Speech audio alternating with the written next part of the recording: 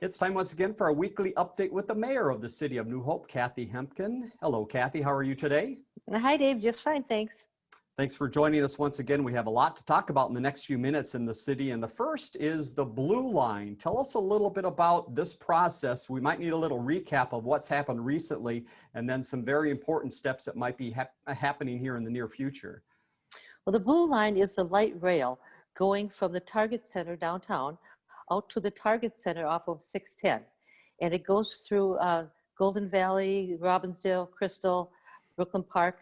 But all of the neighbors, including those mayors and Brooklyn Center and, of course, New Hope, it doesn't go through us at all, and the Minneapolis mayor are getting together. We're having a meeting with the governor on the 15th of September, asking for his support, and then going to the Met Council and getting their support. It's kind of been sidelined because we had a route that was being really applauded by the railroad until a couple years ago, and they just stopped for whatever reason, because we have to run that line on their bed, not necessarily their tracks, but on their road bed, their railroad bed. And they said they're not doing that. And we don't want to go back and do another realignment because that means taking houses. So for New Hope, it means it's coming right by us on 63rd and Botno Boulevard. But we have a lot of people that go out to the college out there, the North Hennepin Community College. We've got people coming from there into town to work at our nursing homes, and we really need that Blue Line. So this has been going on for decades, by the way. Right. So it's getting a little more serious, and hopefully we'll get that Blue Line connected pretty soon. We will update you with the comments from the mayor the next time we get together. Let's talk about sewer lining. The project continues on. What is sewer lining and what effect does it have for residents? Okay, so our sanitary sewers sometimes get little leaks in them, and they call it inflow and infiltration, where water leaks into that sewer line.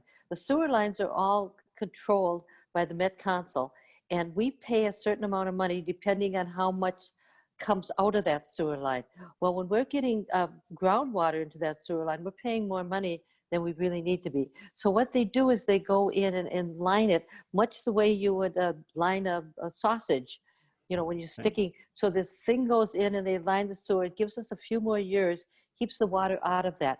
When we do that, we get a credit from the Met Council toward our bill. Well, when we went out for bids to do this, they came in considerably lower than we had budgeted for. Okay. So what we decided to do is add more lines that are being lined to that, giving us more of a credit. So 3,200 lines are being done, pipes, feet of lines are being done so that we can get that bigger credit. And my guess is, again, this is not major construction, so this is something that residents might not even notice too much, except a truck in front of their house maybe for a while. Truck in front. You know, sometimes people say, what are you doing to save money? Well, it's things like this that really aren't very visible, but in fact, they do save the city money by doing that, and by being proactive on how we do it, just saves the city money. Let's move to another topic that residents have been talking about. That's the Winona Avenue Railroad crossing. A little bumpy there, as people have noticed for a while. What can we expect in the future? Well, we don't own that, by the way. That's Hennepin County has the culvert underneath it and the sidewalk. And of course, the railroad has the railroad tracks themselves. So Hennepin County has finally signed a joint powers agreement with the railroad, that'd be Canadian Pacific, signed with them. And so they'll be paying for most of this. I think our portion of this is $25,000. And they're looking at probably doing it next spring. I really want to tell people, if you can avoid that, do avoid it. If you have to go across it, please slow down, because you won't have any shocks if you don't. Very good. It's good really advice. bad. It's bad, and it's been bad for a long time, and we finally got somebody's attention. Good to hear that is coming. We want to talk about the police department and news of a retirement coming in the police department. Tell us a little more about that. I say this with great sorrow. I hate to do this. We're losing our police chief, Chief Fournier. He's going to retire at the end of September. And so what we have done now is we've appointed a captain in our police department to be the interim chief until we find a new one. Typically what we do is we go and look inside to see who we have that might be qualified to do that and who would be a good candidate for that. And then they get interviewed by the current police chief and the city manager. If we can't find anybody inside, then we'll advertise for outside. But we will have an interim chief in the meantime. I should tell people that I have absolutely nothing to do with hiring of anybody. Kirk McDonald tells me everybody works for him and he works for me. So he gets to make that decision, and I'm glad it's his decision, not mine. But it's going to be very difficult to replace the chief. It certainly will be. We wish the best for the chief. Let's head to Public Works, a little bit about utility bills. The process continues on some certification. Again, remind us what that is and give us some numbers on that. Well, if you don't pay your utility bills, like your water bill, we can put it on your taxes. And to do that, that's called certifying to put on your taxes. We started out with delinquent bills of $407,000. They're now down to $265,000. So we're making progress, but there comes a point where we're just done trying to get the money and the fines, and then we'll just put it on their taxes. So that time is coming shortly. So if you haven't paid your water bill and you're behind, I suggest you pay it before it gets put on your taxes, because it'll just cost you more money. Next department to hop to is Park and Rec. A lot going on there, and they're looking ahead to fall and winter activities. Where can we find out more information about how to get involved? Well, you can always go onto the website. That's the best place to do it. A lot of our publications have either been put on hold or they're not always read. And a lot of those come in the water bill. And so the people that are in apartments don't get some of that stuff. So they can look on our Facebook page, flyers that we're going to send out on our electronic boards. And there's always a number to call. If you've got kids and you want to sign up, or even as an adult, you can sign up. Mm-hmm. So be watching for that kind of stuff. They're doing some work now to sign up people for the use of the community gyms for the winter months. Those are always open to the public to use for basketball tryouts and baseball tryouts. And so they're trying to schedule that. Of course, the golf course is open and it's beautiful. The leaves are just starting to fall. So I suggest you don't use an orange ball because they get lost. Right. You can go back to that white ball so you'll be able to find it. So you just call up. You can make a tea time online. You can make it in person. It's very reasonable to play there, and the weather is just fabulous. Perfect time of the year. Let's head over to the finance department, and we have some news to pass along about the budget process, how things are going. You've got some numbers now and also an important date coming up. What do the numbers look like?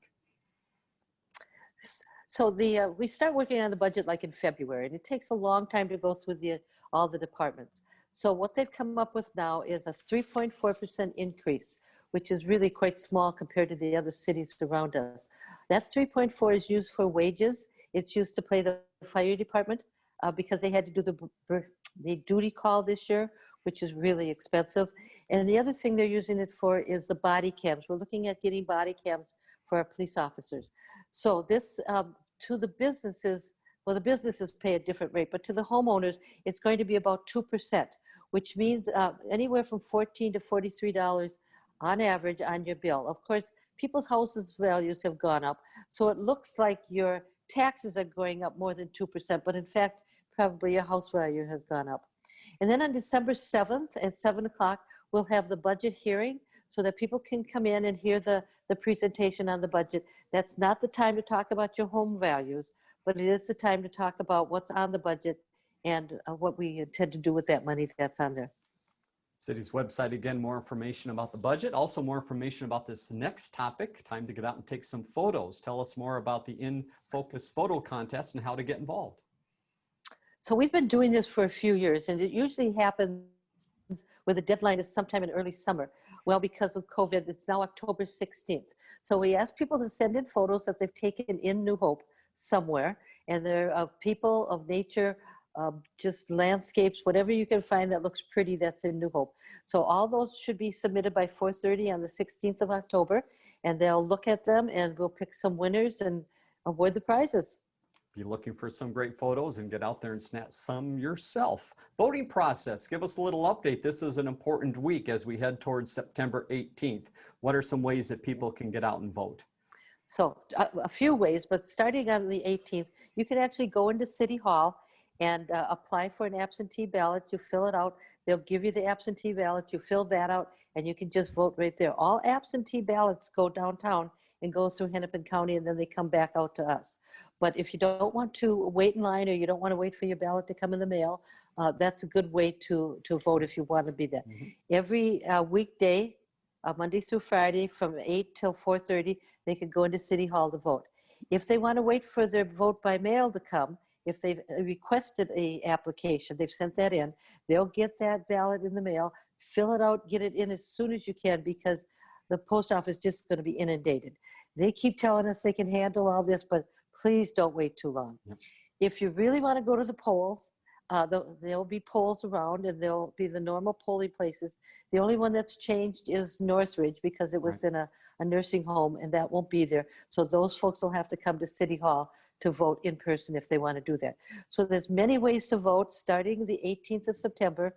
This is all elections are important, and you should take advantage and get that ballot in as soon as you can.